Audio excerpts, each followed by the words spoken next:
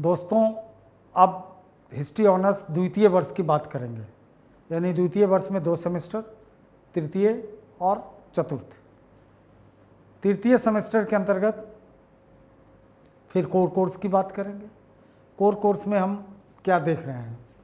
Core course में हम देख रहे हैं कि हिस्ट्री ऑफ इंडिया 3, यानी हमने core course first semester, second semester दोनों के अंतर्गत क्या देखा था? हिस्ट्री 1 और 2।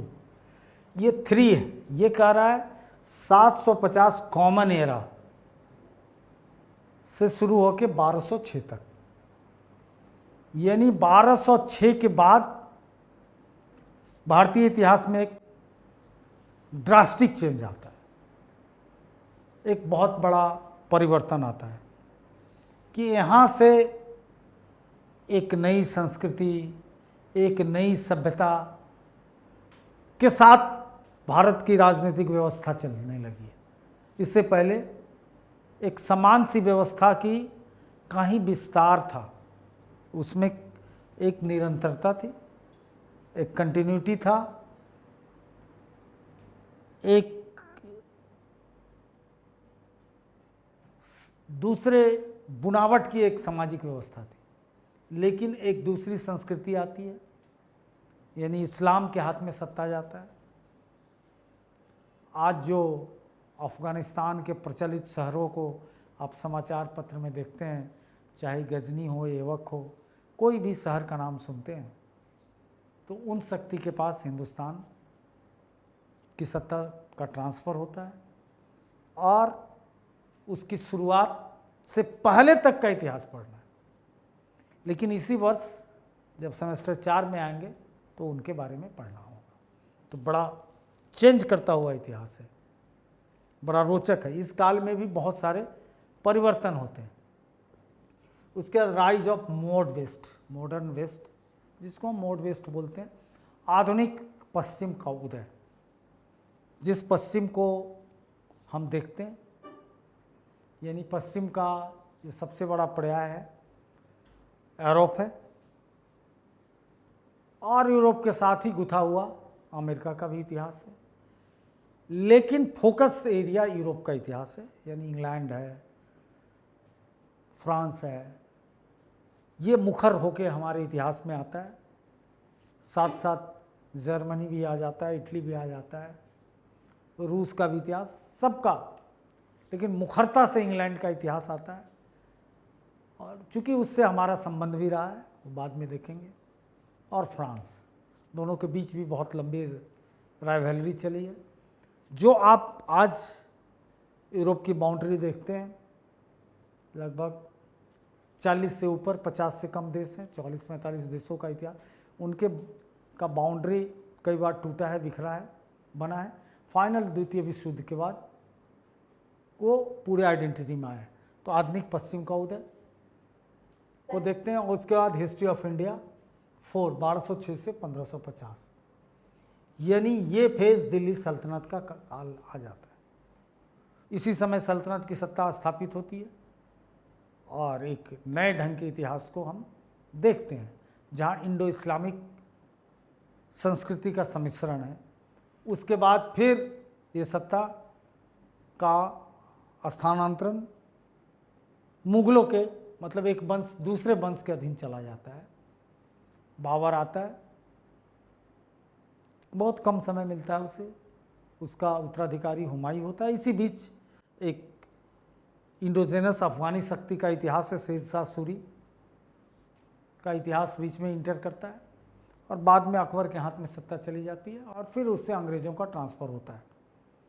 तो मुगलिया दौर बहुत लंबे समय तक भारत में रहा है।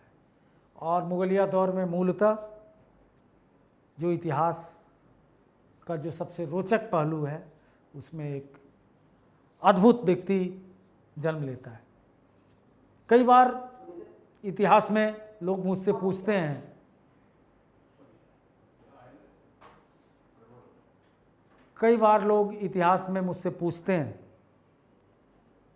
कि अगर मुझसे एक सवाल किया जाए, सर, कि 3 आदमी का नाम बताया जाए तीनों काल में, जो भारतीय इतिहास का अद्भुत निर्माता है और सर्वकालिक है, तो तीनों से 3 नाम का जब चयन करना होता है तो मैं 3 नाम का सहज चयन करता हूं। तो उसमें पहला सम्राट सम्राट अशोक। सम्राट अशोक ने पूरे देश को उनके अधीन एकीकृत हुआ और बहुत बड़ा हिंदुस्तान हमें मिला, यानी अफगानिस्तान तक हम थे।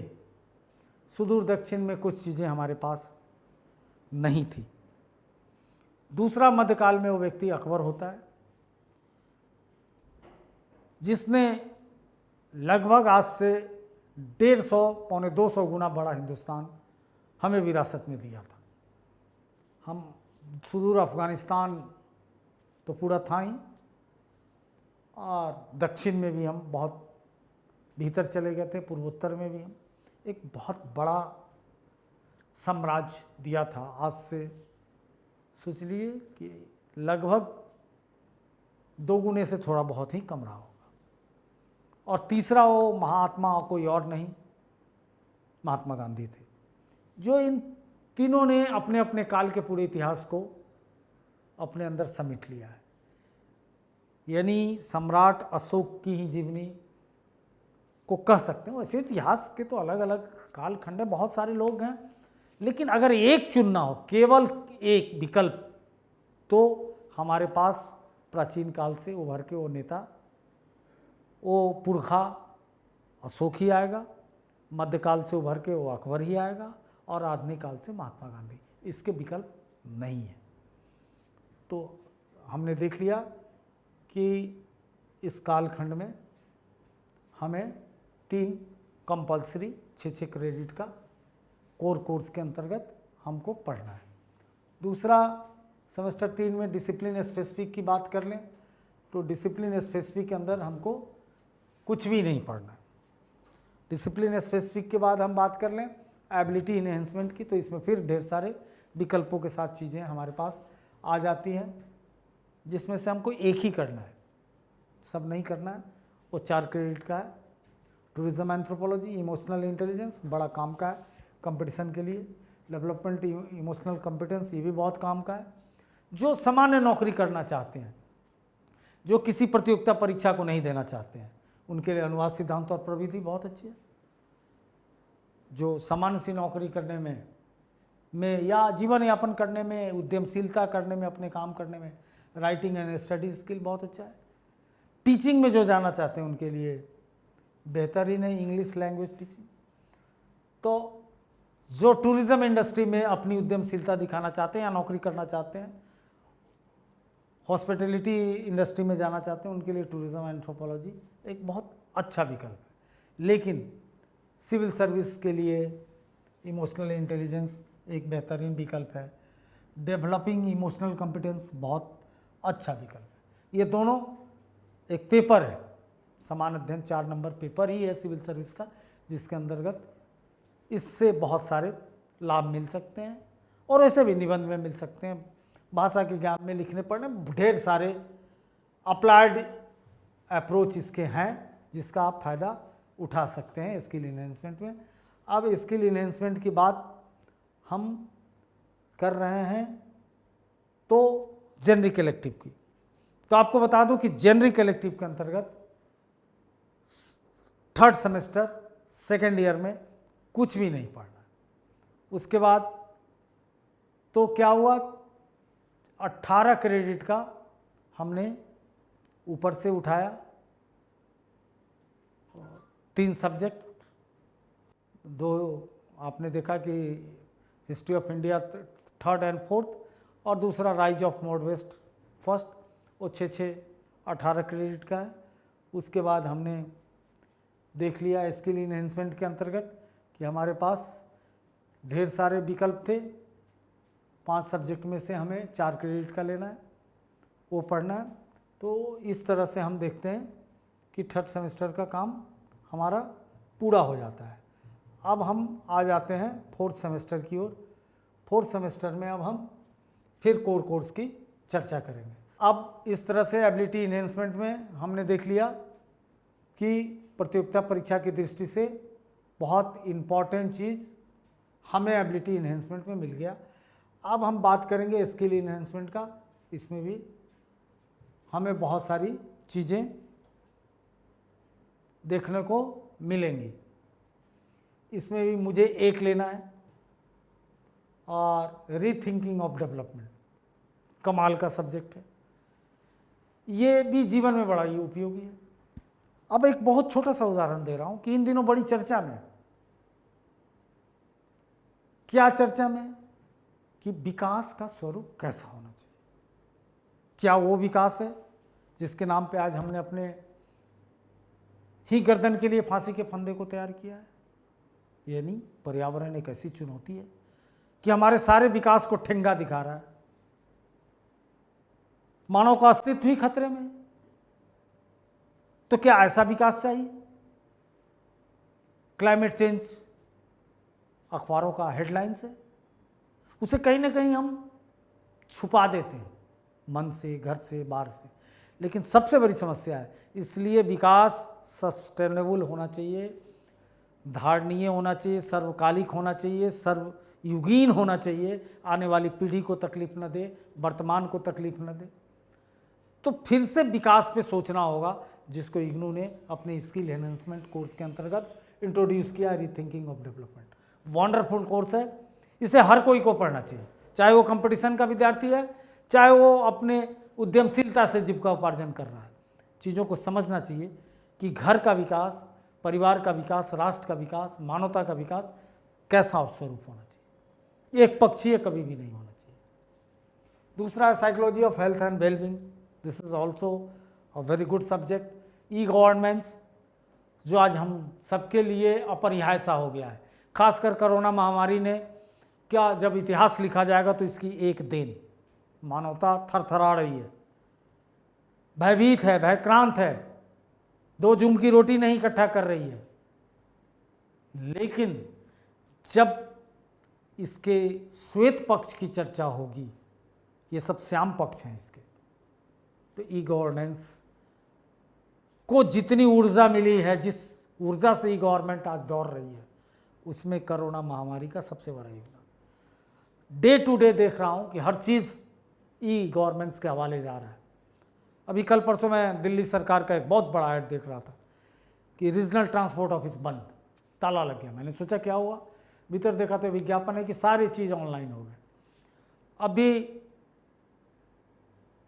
खूब जोर से चर्चा है कि हमारे मॉनेटरी यानी हमारा रुपया डिजिटल फॉर्मेट में जा रहा है, हमें एक वाउचर के द्वारा सब लेन देन का ट्रांसफ़र करेंगे, तो रुपये की रख रखाव, सुरक्षा, तमाम चीज़ों पे एक चुनौती है। सरकार तमाम चीज़ लॉकडाउन के अंदर लोगों को दिया है, और उस देने में जो सबसे बड़ा योगदान है कि हमने आधार कार्ड से सब चीज़ को जोड़ दिया है और सीधा खाते में पैसा जा रहा है। तो हर चीज़ ऑनलाइन, सारे बैंक के काम ऑनलाइन ऑनलाइन ऑनलाइन, जिसको करने में हमको लगता है अभी हिंदुस्तान को 10 साल और लगता, लेकिन कोरोना ने सब काम को करा दिया। तो एक कोरोना का बहुत बड़ा श्वेत पक्ष रहेगा। समाचार पत्र, फीचर लेखन, पाठ्यक्रम, मीडिया में जाना चाहते हो, कॉर्पोरेट हाउस में नौकरी करना चाहते हो, उनके लिए भी एक अच्छा दोनों है, academic writing and composition as well as समाचार पत्रों में फीचर लेखन। तो इस तरह से थर्ड सेमेस्टर का हम पूरा कर रहे हैं। जो इसका क्रेडिट है, यानी इसके अंदर डिसिप्लिन स्पेसिफिक के अंतर्गत कुछ नहीं पढ़ना है, और हमारा इससे पूरा हो जा रहा है टोटल क्रेडिट 28 क्रेडिट सिस्टम, यानी 6 तिरी 18 क्रेडिट का हमने पढ़ा कोर कोर्स, 6 क्रेडिट का हमने पढ़ा एबिलिटी इन्हेंसमेंट, और 4 क्रेडिट का स्किल इन्हेंसमेंट। अब हम टोटल 28 क्रेडिट की तैयारी हम लोगों ने कर ली। अब हम बात करेंगे इसके बाद 4th सेमेस्टर के ऊपर, और 4th सेमेस्टर के अंतर्गत फिर हम कोर कोर्स को देख रहे हैं कि 4th सेमेस्टर में कोर कोर्स क्या है। राइज ऑफ मोड बेस्ड 2 पहले हमने पढ़ा था राइज ऑफ मोडवेस्ट 1, दूसरा हिस्ट्री ऑफ इंडिया 5, 1550 से 1605, यानी पूरा अकबर का एक काल ही, ऑलमोस्ट ये अकबर का इतिहास है। इसके बाद मुगल के जहांगीर टूवर्ड्स जहांगीर, शाहजहां और औरंगजेब और आगे चलता है, लेकिन ये लगभग 55 वर्षों का इतिहास है। ये मुगल बादशाह अकबर का इतिहास है, जो मध्यकाल का एक छत्र हीरो है। तीसरा है हिस्ट्री ऑफ इंडिया 6, 1750 से 1857 तक, यानी 5 के बाद 1750 से 1857 तक के इतिहास को हमको देखना है। और अब हम चलते हैं कोर कोर्स के बाद इसके दूसरे सेगमेंट में। जो दूसरा सेगमेंट है हमारा डिसिप्लिन स्पेसिफिक कोर्स, जिसके अंतर्गत हम देखते हैं कि डिसिप्लिन स्पेसिफिक में हमें कुछ भी नहीं पढ़ना है। अब हम डिसिप्लिन स्पेसिफिक के बाद आते हैं एबिलिटी इन्हेंसमेंट की ओर। तो एबिलिटी इन्हेंसमेंट के अंतर्गत हम देखते हैं कि हमें क्या क्या पढ़ना है। तो एबिलिटी इन्हेंसमेंट में फिर ढेर सारे विकल्प हमको 4th सेमेस्टर में मिलते हैं। Logistic management, wonderful, health, public health and epidemiology, data analysis, school psychology, managing stress, radio लेखन, technique of ethnographic film making, business communication. अब इतने ढेर सारे तो मत पूछिए। पढ़ना तो मैं ये कहूँगा कि अगर आप सबको पढ़ लेते तो बहुत अच्छी बात है। परीक्षा की दृष्टि से फिर यहाँ पे आपको स्पेसिफिक होना होगा कि आप क्या कर रहे हैं। यदि आप हायर एजुकेशन यूपीएससी की तैयारी कर रहे हैं तो आपके लिए जो सबसे बेहतर कोर्स इसमें बनेगा वो बनेगा पब्लिक हेल्थ एंड एपिडेमियोलॉजी, यानी महामारी और जन स्वास्थ्य। पूरे हिंदुस्तान के स्वास्थ्य व्यवस्था से लेकर महामारी और सब कुछ, टीकाकरण, विटामिन की कमी, सब कुछ जान जाते। तो एक अच्छा खासा प्रीलिम्स में के लगभग 8 से 10 क्वेश्चन केवल इसमें छुपा हुआ है। और दूसरा, अगर सिविल सर्विस पर्पस से कोई लेना चाहे तो मैनेजिंग स्ट्रेस भी बहुत अपने भी काम आएगा, प्रैक्टिकल सब्जेक्ट है और कहीं ना कहीं पर्चे में काम आएगा।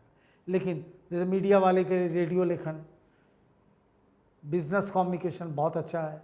अपने व्यापार करने वाले के लिए लॉजिस्टिक मैनेजमेंट एक बेहतरीन कोर्स है। तो इस तरह से एबिलिटी इन्हेंसमेंट के अंतर्गत इसमें बहुत सारे कोर्स हैं। अब हम इसके चौथे सेगमेंट पे बात करेंगे स्किल इन्हेंसमेंट का कोर्स के बारे में। तो स्किल इन्हेंसमेंट में हम देखते हैं कि 3 कोर्स हैं जो 6 क्रेडिट के हैं।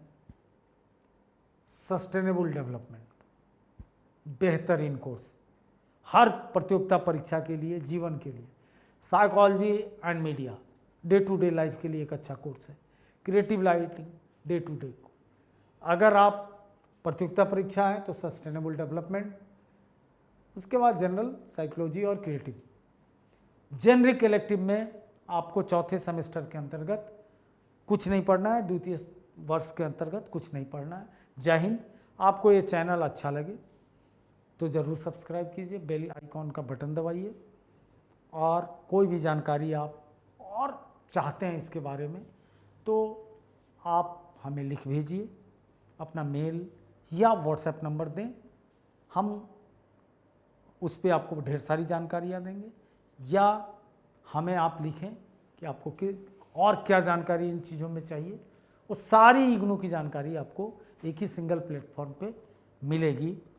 जय Hind. Contact email straightforwardclasses@gmail.com. Phone number 90130111749. WhatsApp 8800740094.